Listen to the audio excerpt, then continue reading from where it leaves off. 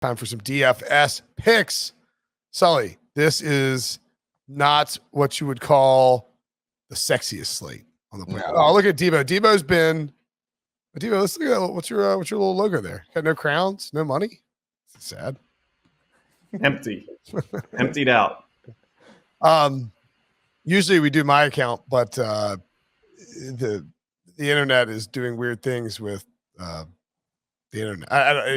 Listen, you've been hitting big on the Million Maker contest. You just don't want to show us that bankroll that's at the top. That's my conspiracy theory of it all. If my bankroll is big enough where I didn't want to show everybody, believe me, I would show you. Lamar Jackson, of course, the top captain in this spot. 18-9. Hollywood Brown next, 16-5. Carson Wentz, 15-3. Jonathan Taylor, 14-7. Michael Pittman, 13-5. Zach Pascal, 12-3. Latavius Murray, $11,000 Latavius Murray. What a world we live in. Hello, Mark Andrews, 9-9. I know where Sully started his build. Well, I did on one of them, but let me just bring up this one first. If we're doing, it's with Lamar Jackson. I like to start off with the big names, and then we can start getting a little funky if we want to. But I did Lamar Jackson first and foremost, and this is going to be the lineup that I put in if we hear about Rashard Bateman. If we find out he's playing, he's $200.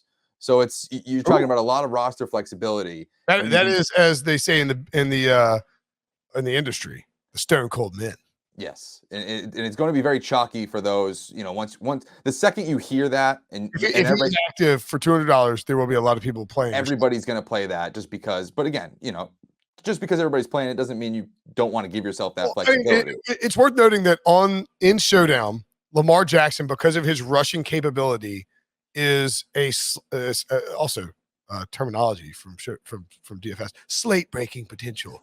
Lamar Jackson can shatter a slate because of what he can do with his legs and his arm.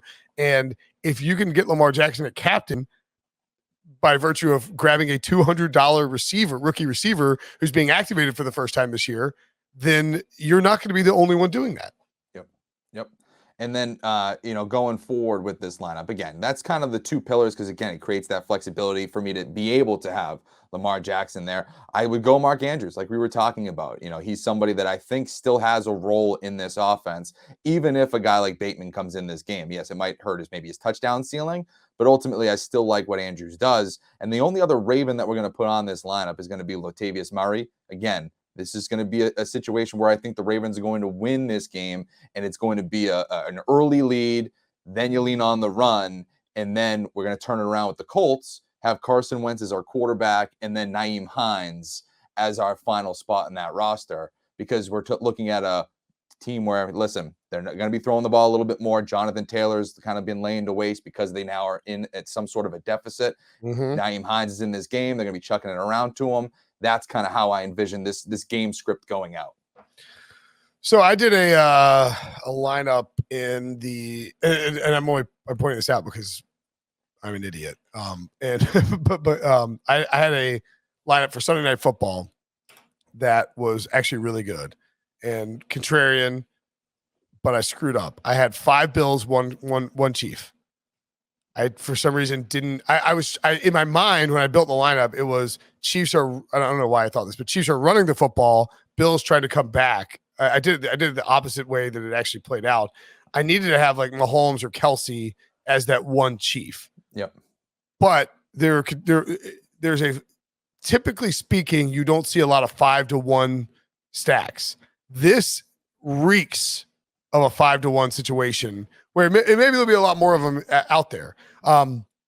You've got that group in there. You can go Wentz and Hines. Of course, if you're looking at the comeback, Hines is a perfect 5-1 stack. Yep. Because he is a receiving back who is going to see his snaps jump when the team is losing and trailing. And if you believe that the Ravens are going to smash the Colts, you could have some sort of combination of Mark Andrews, Lamar Jackson, Justin Tucker's a good guy to get in there to reduce your average salary, and the Ravens defense. And then you basically have Nyheim Hines, your only guy. You can do, if you put Mark, clear that out. If you got Mark Andrews at captain, we're going to have Mark Andrews catch 2 touchdowns. Lamar Jackson,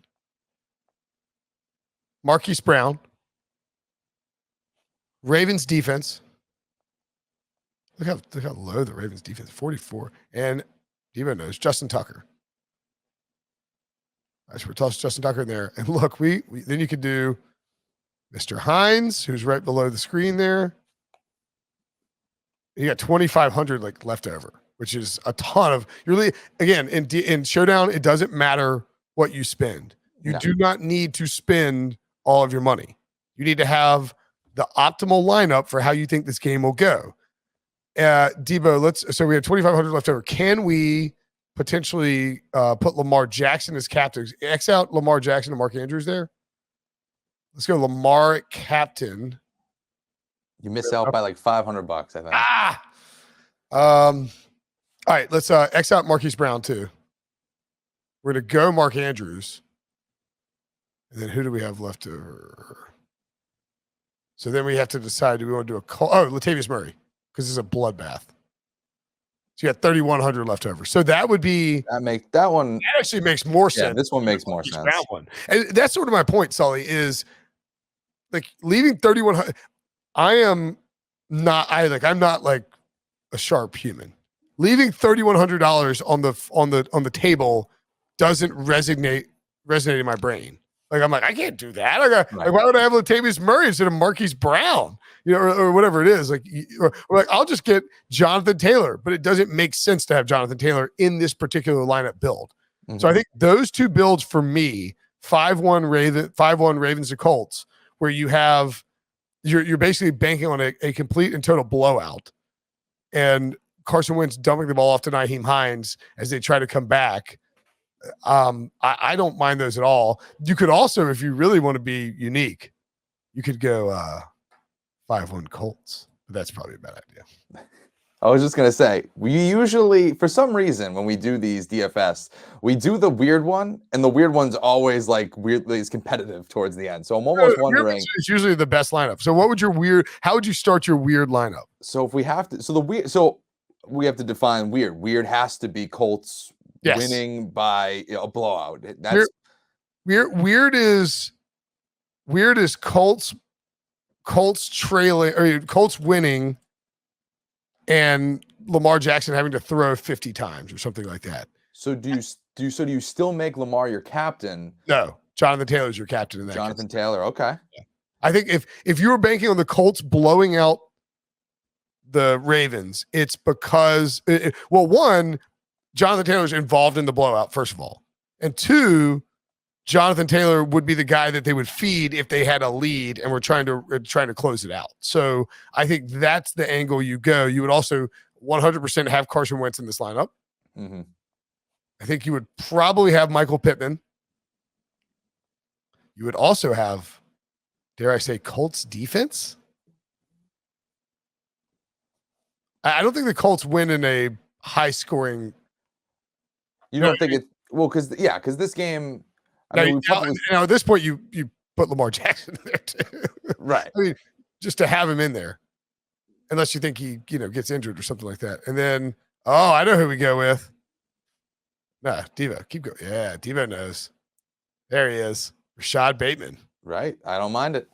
So it's a 4-2 stack. Taylor, Wentz, Pittman, Colts defense. Basically, the Colts defense, and there is a path to this. I mean, Darius Butler is an incredible linebacker. Maybe he is. I mean, he is playing tonight, right? I mean, like I didn't miss anything on the injury report, right? I mean, he's all over Mark Andrews, and the Colts decide to, slide safety help over to watch out for Marquise Brown, and the Ravens passing game can't get going. The Colts defense scores an early touchdown. Pick off Lamar, pick 6 of the house. The Ravens get down, and did I say Darius Butler? Darius Leonard is what I meant. Yeah, I know what you meant. Yeah, whatever. Again, no sleep for Brinson. And there's a pathway. I might enter this right now before we forget about it. There's a pathway where this is a viable game script, and more importantly, if you're in this contest, there are probably, 150,000 people in this, 200,000 people in this contest, or 200,000 lineups in this contest, not even people. So every time Lamar Jackson does something, if he's your captain, he's probably going to be captained 28%. Yeah. Right? 30%. So 30% of the field is getting that 1.5 points, which means, let's say Jonathan Taylor, I would guess Jonathan Taylor is going to be like. Well, Taylor had a big week last week, so there could be just some people drowning that momentum a little bit. Again, Sure. That's. Yeah, but I don't think I think it'll be Andrews. Ravens will be there will be more Ravens selected as captain as there are Colts. Like it's going to. Sure. Oh, actually, you know what? I got ownership numbers. Okay, cool. Oh, and these are Cody Main at Establish a Run does these. It's like, I don't know if you've seen him tweet it out. It is scary how close his percentages are to what actually ends up happening.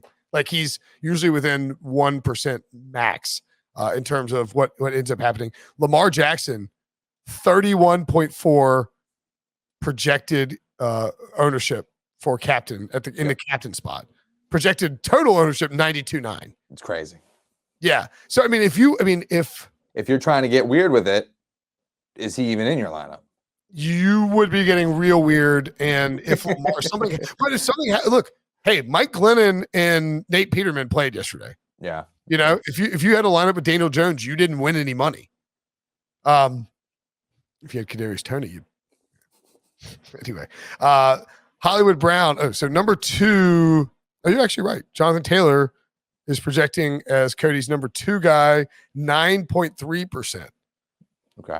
8.7 for Mark Andrews. But just think about it from that. Look, like you went from 30 to 9, and that was the number 2. Yes. So to that point, and now I don't feel like we have to rush out of here because this is YouTube only, youtube.com/Pixies. But to that point, if you go anywhere other than Lamar, your competition, the people that you were battling with to move up the standings in this showdown contest, is sub 10% more than likely. I don't know if you can. I mean, I will have Lamar captain lineups. Sure, I will not have many of them. Let's say if I enter 10 lineups, which is a lot, but whatever. If I enter 10 lineups, I would guess 2. I mean, maybe 2 will be Lamar. That's 20%, right? Yeah. So maybe 3. Yeah. I mean, the thing is, you either want to be way over. You don't want to be. I might. Oh God, it's annoying. You either want to be way under or way over the percentage, the field average. You do not want to be right at the field average because you're like if you have 3 of 10 lineups are Lamar, so maybe I'll go either 0 or 5 Lamars. I think Andrews and Jonathan Taylor both profile really well. What was Taylor's captains on? I'm sorry, not Taylor's. Andrews. 8.7. 8.7. Okay. Again, these are on establisherun.com. Yep. Highly recommend you check out that website. What are we looking at here, Diva? Diva? I thought Diva had a wild hair, was going to jam somebody in there. What about Ravens defense? Plug them in for the captain. I don't think that's crazy. No. All right, let's do another blowout potential here. Ravens defense, Lamar Jackson, Latavius Murray.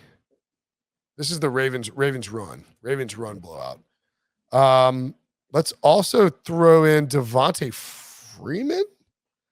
We need to see if Tyson Williams is active. Well, this is an interesting slate this is an interesting showdown from the standpoint of you kind of have to pay attention. You can't just set this lineup and go, you know what, I'll see a kickoff. You have to pay attention to what's going on because we're talking about a guy in Rashard Bateman who's $200, but we're not going to find out about that until probably right around inactives, 6:30 p.m. or something like that. And I mean, we're talking about a Ravens team too that we all freaked out. What was it? Was it last week, 2 weeks ago, when Tyson Williams last week healthy scratch? We're like, okay, Tyson Williams is inactive. It's like, wow, right, we get it. Jamie made it at the start of the week in week 2. Leave him alone.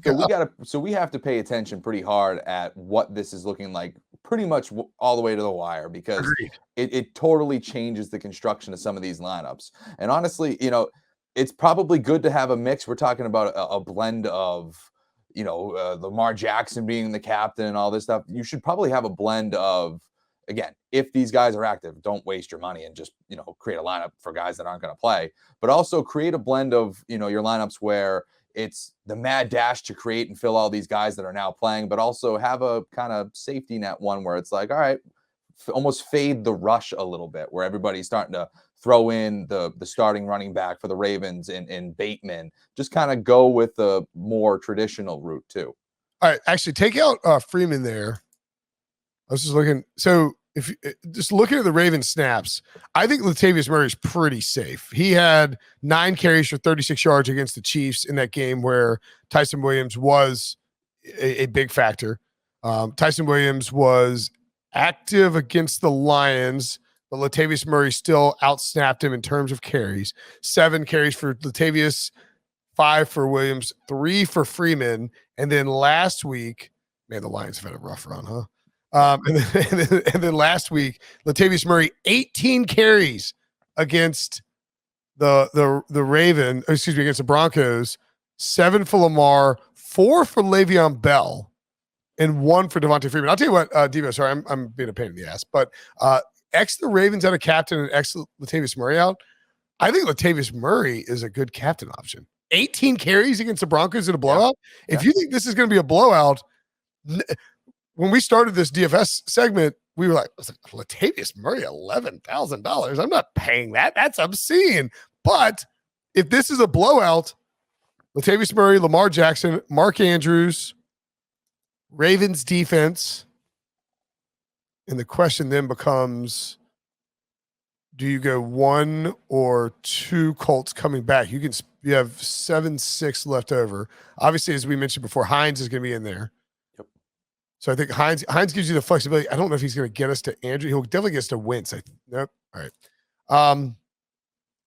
So again, this is where it's kind of interesting. Do you go with, you can get Michael Pittman in there. Right. That's who I was looking at. I mean, obviously he's at the top there. So, I mean, Pittman's fine. We don't have lineups with Pittman in it yet. Correct. And Michael Pittman's a stud. And if they're trailing, there's a decent chance they're throwing to Pittman, throwing to Hines. So this works from the perspective of what I was going to say. X out Pittman though, and plug in our old friend Le'Veon Bell. I think technically a friend of the podcast, but before. Oh my God, you're leaving $8,000 on the table. That will be a unique lineup. It will be. But if the Ravens obliterate the Colts and are running the football a ton and throwing to Mark Andrews, and then Hines is catching balls on the backside. So if I were entering this lineup in the Millie Maker contest, right, $15 to get in, I would enter this lineup, but I would also swap out Bell for Pittman and enter the same lineup. And I realized, you know what I'm saying? That way you're not, if Bell ends up, and again, to your point, Sully, watch whether or not Tyson Williams is active. Because if he's active, then I don't want to play Bell. I want to play Williams. Because I think if he's active, they'll feed Williams late. They are worried about his pass protection and some young player mistakes that he's made, and that's why he's not getting as much run. They're willing to go with these veterans, Latavius, Le'Veon, Devontae, because they don't need the upside. They know that they're not going to make mistakes that cause the team, like they get Lamar Jackson hurt, basically. I was just going to say they have, that, but also they have their upside in Lamar Jackson too. So Correct. It's not like you're losing a ton of explosiveness. I mean, honestly, I think Williams is probably their most explosive running back. He's their best running back in Right. terms of, if you just hand a guy a ball and let him run, who's going to produce the most yardage? It's probably Williams. Yeah. But who understands Latavius Murray? This Ravens running game is very complex. They don't want Lamar Jackson just getting blasted on blitzes. And by having a veteran back there who's good in pass pro, who understands the playbook, it is easier in that sense to accomplish what they want to accomplish. Yeah. I mean, I totally agree with you there. So, yeah, I mean, again, pay attention to what. I want to leave $8,000 on the table. It's a crazy number. But like we're saying, like, we're like, oh my God, I don't know if I want to do that. But at least we're giving ourselves pause. Joey from South Boston is gonna go, nope, gotta max this out. This guy told me I had a big nose. Is that? Yeah, that's exactly who it is. He's right over by the L Street Tavern. Your Duncan segments on Toucher and Rich suck, buddy. Screw you, Joey. I don't say this often, but your dog is ugly. All right. Any other thoughts on DFS for this? No, I'm excited. It's going to be a fun one. I think this is going to be a good slate for us. I agree, and I will reiterate what Sully said, that this is a slate where you need to watch the inactives, because if Bateman and Williams are in, then they are what's Williams' price tag? Oh, $1,200 for Tyson Williams. And as you mentioned, Bateman, $200, $200, the Stone Cold Men. I like this slate. Let's go get rich, Sully. I like it. So rich we don't see each other on Thursday. Hey, listen, that's fine. We'll do a send off episode. It won't even be these backdrops. It'll just be like coconuts and palm trees. We'll just Breach, be hanging out. Breach is like, if Brinson ever wins $1 million, he's not showing up to the, like, you'll know he won $1 million because he didn't show up at the podcast. I was like, are you nuts?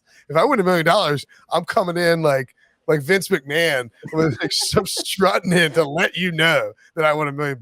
Believe me, I'm not going on. I mean, I'll probably limp in, but it's not going to be like Ben Affleck at the end of Good Will Hunting, where he's knocking on the door, he looks in, nobody's in.